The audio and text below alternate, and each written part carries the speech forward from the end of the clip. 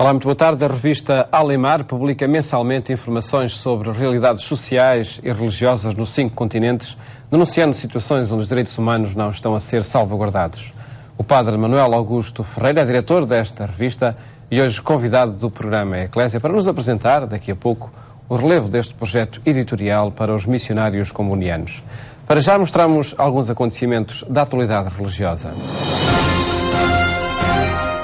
Um encontro informal para descomplicar a fé. Foi este o propósito que moveu a jornalista Isabel Stilwell e o psicólogo Eduardo Sá a convidarem o Patriarca de Lisboa para um programa de rádio que tinha por título A Fé do Avesso.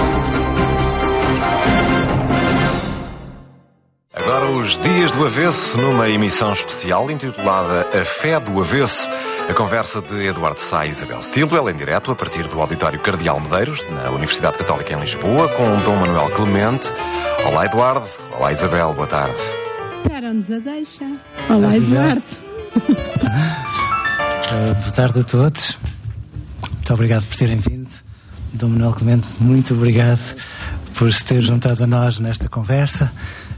O Patriarca de Lisboa era o convidado para os Dias do Avesso, ou melhor, a Fé do Avesso. Assim entenderam os autores para traduzir, da melhor forma, a intencionalidade de uma hora de rádio que, nas suas palavras, tinha a pretensão de descomplicar a fé e a imagem que as pessoas têm da Igreja, ou porventura a Igreja passa às pessoas. Nós acreditamos que podemos abrir a uma outra linguagem e abrir uma oportunidade de falar destas coisas, mas numa linguagem que se calhar o comum das pessoas entende. Ela é mais velhinha do que eu, não é? Exatamente, eu sou. Portanto, temos sempre aquela dúvida. Não exatamente, não é? As Não é bem a mesma são coisa. estas. Eu tenho netas e você não. Tenho Só isso. Antes de você. Mas, não, é muito importante nós perguntarmos porque é que às vezes a noção de milagre parece tão fora de moda. E porque é que a noção de ressurreição só é obrigatória num determinado intervalo de tempo durante um ano?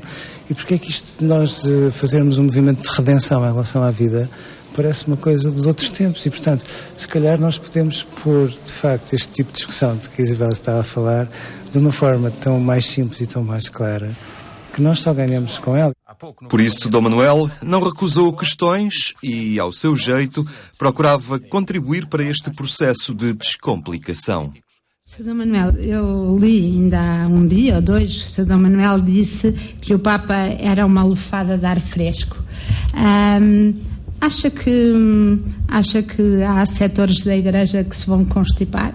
É capaz. É muito bem capaz. Eu próprio não estou livre disso. Sou muito atreito. Tenho uma meia dúzia de constipações por ano. Espero que não por causa das lufadas de ar fresco. Acho bem possível. Bom, vamos lá ver. O que esta eleição, sobretudo, trouxe foi uma certa descentração da vida da Igreja Católica, que há muitos séculos que está aqui muito Europa, não é? E por isso a vinda do Papa, como ele diz, do fim do mundo, não é? Ele se apresentou para o centro da cristandade, pelo menos da cristandade católica, traz esse grande ar, não é? Essa disponibilidade maior, que é efetivamente assim em grande parte da América Latina, e isso está-se a notar. O que o Papa Francisco está a dizer e está a fazer não é grande surpresa para quem tenha acompanhado minimamente o percurso do Bispo Bergoglio. Sim. Ele está a fazer em Roma o que fazia em Buenos Aires, a apresentar-se da mesma maneira, a andar da mesma maneira, a tratar dos assuntos com uma linguagem. Só isso é extraordinário. Aqui na Europa nós já estávamos assim um bocadinho desabituados. Assim se virava a Fé do Avesso. Assim a rádio desafiava os ouvintes para a profundidade de conceitos que a leveza dos dias não favorece. E o destinatário das perguntas entendeu o momento como uma ocasião de partilha. Viver é conviver, diz e é verdade, não é? Estas coisas, sobretudo uma visão cristã da vida e uma experiência cristã da existência, só se faz com os outros, e os outros são assim, com as perguntas que também têm, com as sugestões que adiantam, com os sentimentos que manifestam, são os outros, somos nós, não há outra coisa, o resto são fantasias. De segunda a sexta-feira, às 16h40, na Antena 1, os Dias do Avesso, com Isabel Stilwell e Eduardo Sá. E temos que agradecer ao Dom Manuel Clemente por ter estado connosco. Eu nesta idade não me ponho na lista, já esqueço. E que nos disse, por outras palavras, que temos de nos recuperar mais à frente, que é uma forma, talvez, de dizer de outra maneira, que o segredo é provavelmente irmos em peregrinação até o futuro. É fazer do avesso direito, não é? Exatamente. Muito obrigado por ter vindo. Adeus, Isabel. Adeus, Eduardo. Isabel. Aveiro despediu-se do bispo que serviu a diocese durante mais de 30 anos, Dom António Marcelino, que faleceu no dia 9. Entusiasmo e renovação são palavras necessárias para falar da pessoa e do trabalho que realizou.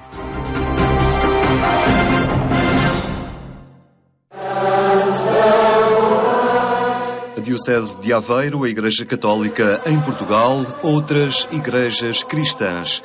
Muitos quiseram marcar presença no funeral de Dom António Marcelino, recordando a pessoa e o trabalho que desenvolveu como padre da Diocese de Porto Alegre, Castelo Branco, como Bispo Auxiliar de Lisboa e depois como Bispo de Aveiro, onde estava desde 1980.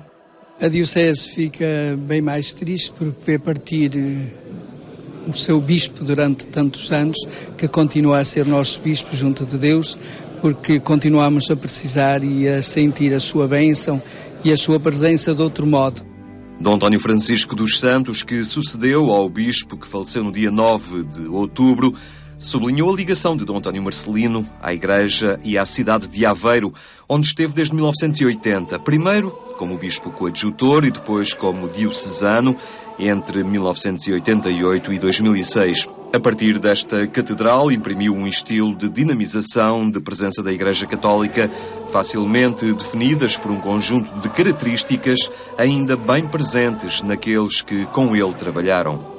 O entusiasmo, a vida, a lucidez, a coragem, o envolvimento na vida eclesial, na vida social. E saliento um dos marcos importantes na vida da Diocese, que foi a caminhada sinodal, em dinâmica sinodal com os jovens, em 2003-2004, que foi, sem dúvida, tem sem dúvida a marca do Dom António Marcelino. Foi Bispo de Aveiro durante muitos anos, tive a oportunidade de estar com ele em muitas celebrações ecuménicas. Era um homem afável, um homem que impressionava pela sua estatura, não apenas física também, mas intelectual. Era um bom amigo, era uma pessoa que nós guardamos no coração. Um homem corajoso, um homem de visão rasgada, capaz de ler os sinais dos tempos e de, a partir dos sinais dos tempos e da fidelidade ao Evangelho, pretender a renovação da Igreja. De grande amor a Aveiro e de grande paixão pela missão da Igreja, de grande capacidade de mobilizar no espírito conciliar e na renovação da Igreja e nesta capacidade de diálogo da Igreja com o mundo. Nada do que era do nosso tempo, nada do que era do Evangelho lhe esteve ausente. Sempre com a sua voz corajosa, com a sua ação intrépida, com a sua capacidade de estar em todos os lados, de ser útil, de ser presente, de ser atento, de ser uma voz lúcida e de ser um desafiador de novos tempos para a Igreja e para o mundo. Atitudes que definem a pessoa e o Bispo, presentes ao longo de um percurso pastoral que deixou marcas em Lisboa, nomeadamente na zona oeste do Patriarcado, onde foi Bispo Auxiliar, e em muitos setores da Conferência Episcopal Portuguesa. Foi sempre um homem entusiasmado e que entusiasmava quem estava ao lado dele. E depois um bispo completamente pastoral, isto é, que gostava de estar com as pessoas, de as encontrar, de comunicar, de animar as comunidades, e nesse sentido era uma figura marcante, era e é, porque as marcas ficam, não é? Havia umas características que foram muito singulares nele. Uma delas consistia em estar em todo lado. Ele deslocava-se a todas as paróquias com uma facilidade espantosa, criando logo relações de amizade com todas as pessoas. Portanto, este foi um traço forte.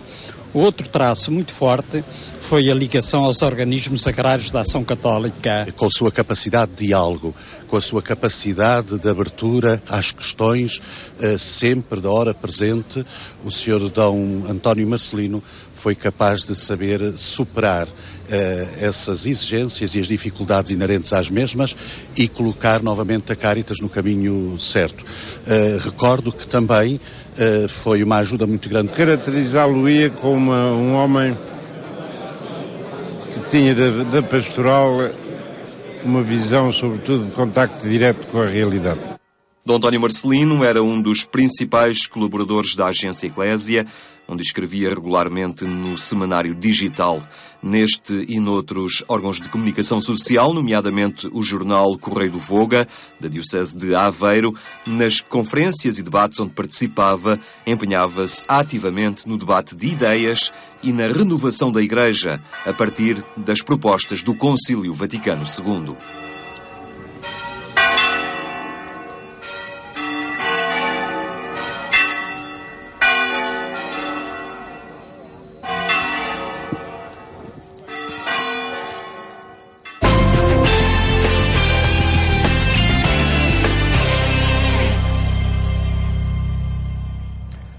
Estes e outros acontecimentos estão em atualização permanente em agência.eclésia.pt. Tempo agora para falarmos com o Padre Manuel Augusto Ferreira. Cumprimento, muito boa tarde.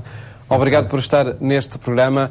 No Outubro Missionário, na semana que antecede o Dia Mundial das Missões, apresentámos alguns projetos editoriais sobre as missões. Alemar, que relevo tem, que centralidade tem na dinamização que os missionários comunianos fazem da atividade missionária? É um empenho importante.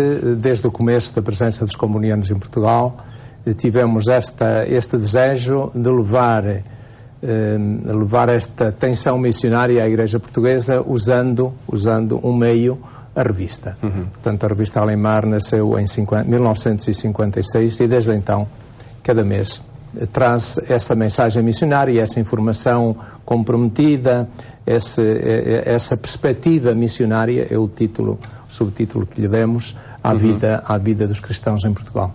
Porque aquilo que não é divulgado, que não é conhecido, não existe, essa máxima da informação, vocês vão verificando também na atividade missionária? Exatamente, nós procuramos combinar a informação com a formação, o crescimento da consciência missionária das pessoas.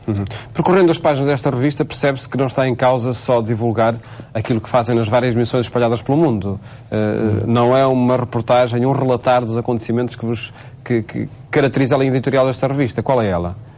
Poderíamos dizer que é, por um lado, a atenção aos povos, à caminhada dos povos, entre os quais o Evangelho procura situar-se como fermento de transformação.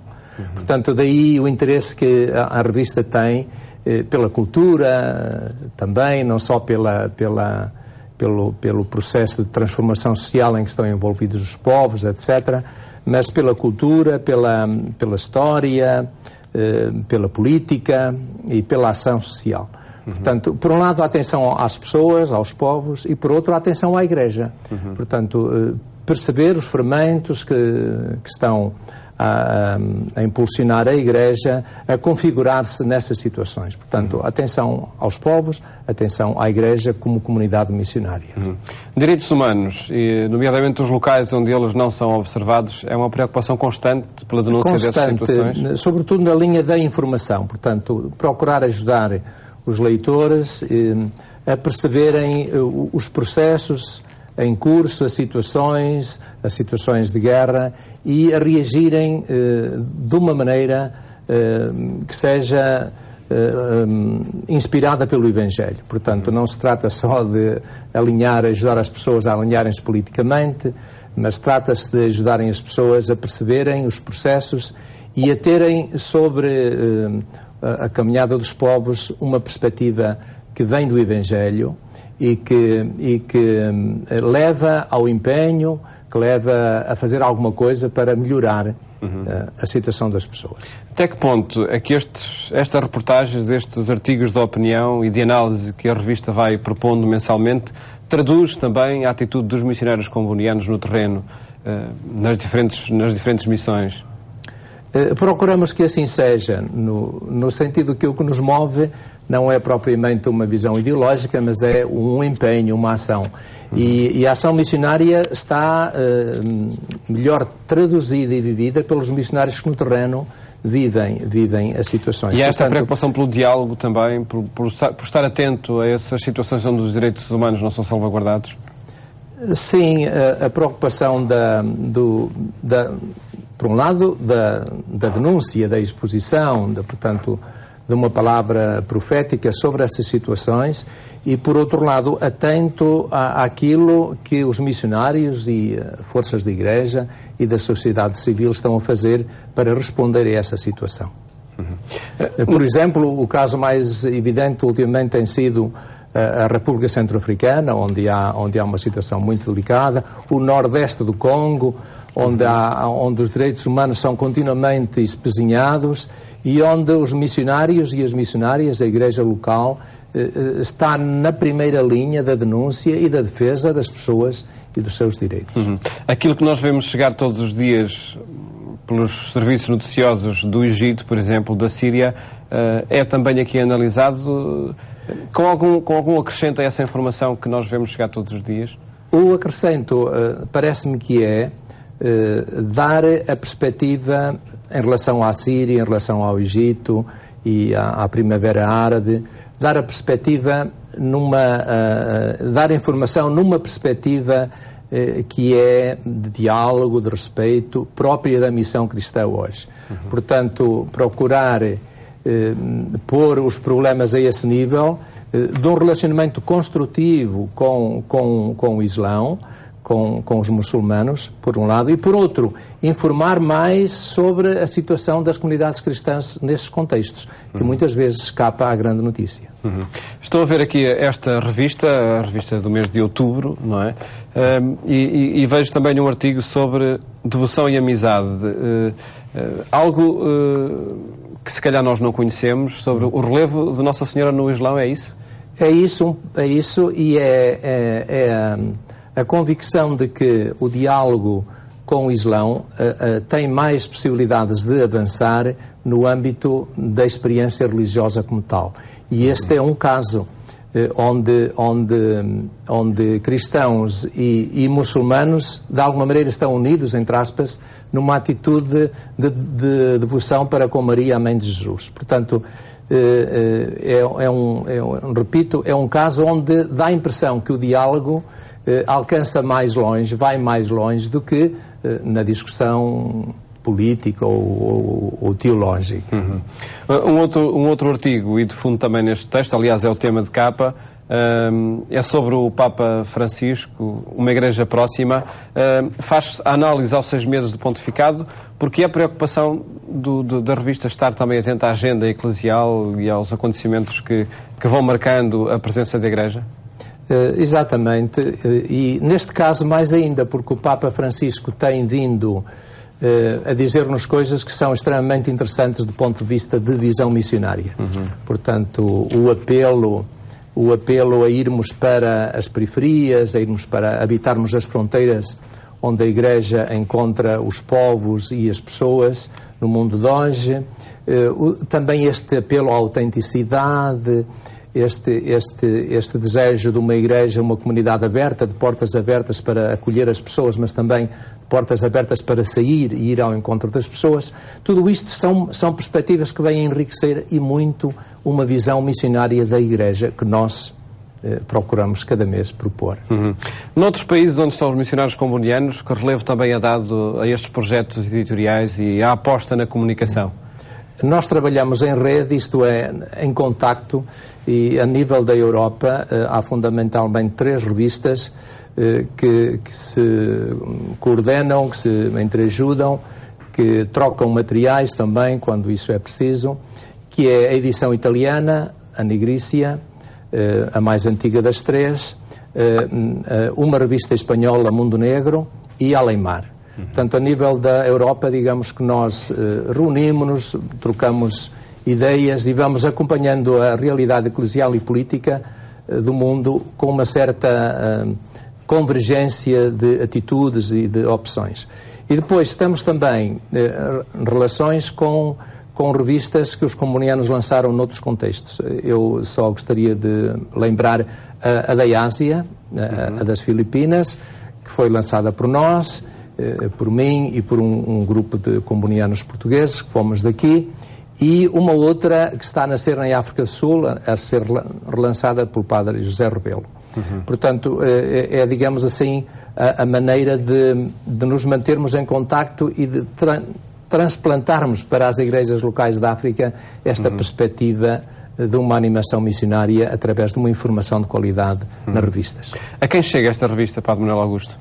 Essa revista chega a cristãos portugueses, a católicos, fundamentalmente, chega a pessoas de igreja, bispos, sacerdotes, que nós sabemos que leem, chega a um público maduro, porque nós há 3 anos fizemos uma pesquisa com a Universidade Católica e realmente percebemos que o nosso público, o grosso dos nossos assinantes, são pessoas que estão a chegar à reforma, portanto são pessoas que se interessam pela Igreja e pelo mundo.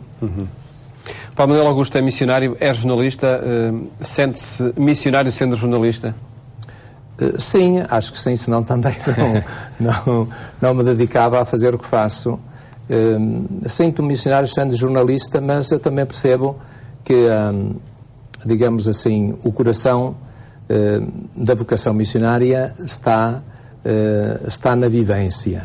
Portanto, eu sinto saudade quando leio as histórias que os colegas mandam, quando as edito, sinto saudade por não estar no lugar deles, que aí que acho que se vive este mistério do encontro, esta grande paixão do encontro do Evangelho com as pessoas. Mas felizmente que está por cá também para nos trazer todas estas histórias. Padre Manuel Augusto, felicidades para este trabalho. Muito obrigado a nós também. E muito obrigado por ter estado neste programa, onde apresentamos este projeto editorial da revista Alemar. Ao longo desta semana vamos apresentando vários projetos que trazem a vida missionária para o nosso contexto. Votos de bom fim de tarde.